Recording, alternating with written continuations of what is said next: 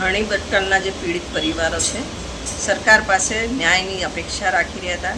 કોઈ ચમરબંધીને છોડવામાં નહીં આવે એવી મોટી મોટી વાતો થઈ. રાહુલજી આવ્યા, પીડિતોને મળ્યા. આજે હાઈકોર્ટનો ચુકાદો આવ્યો.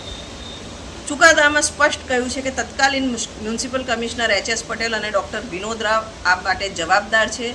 જે રીતના બિનઅનુભવી ઇજારદારને કોન્ટ્રાક્ટના તમામ ક્લોઝ વાયોલેટ કરીને, ટેન્ડરમાં ક્લોઝને વેરિએશન્સ કરીને જે રીતના કામ આપવામાં આવ્યું છે, આમાં ભ્રષ્ટાચાર ભરપૂર થયો છે. કોર્પોરેશનને કરોડોનું નુકસાન કરાવ્યું, ઇજારદારને ફાયદો કરાયો. ચોક્કસ આની પાછળ કોઈ મોટા રાજકીય માથાઓ ઇન્વોલ્વ હોય જેમના સૂચના અનુસાર આ કાર્યવાહી કરવામાં આવી હોય. ફક્ત મ્યુનિસિપલ કમિશનર શ્રી જાતે કરે, અમે તો દરેક પગલે આ બાબતે ધ્યાન દોરેલું છે. જો કોઈ રાજકીય દબાણ અને રાજકીય પીઠબળ ના હોય તો આ રીતના નિર્ણય મ્યુનિસિપલ કમિશનર શ્રી પોતે ના લઈ શકે. તો અમારી હવે ડિમાન્ડ એ છે કે જ્યારે રાજ્ય સરકારે તો આ કમિશનર્સને બચાવવાનો બી પ્રયત્ન કરેલો, ઉપલા અધિકારીઓને બી બચાવવાનો પ્રયત્ન કરેલો, કોર્ટે ટકોર કરેલી કે જે રિપોર્ટ આપ્યો છે અર્બન ડિપાર્ટમેન્ટે, એ રિપોર્ટ કોર્ટે ફગાવી કાઢ્યો ને ફરીથી રિપોર્ટ આપવાની વાત કરી.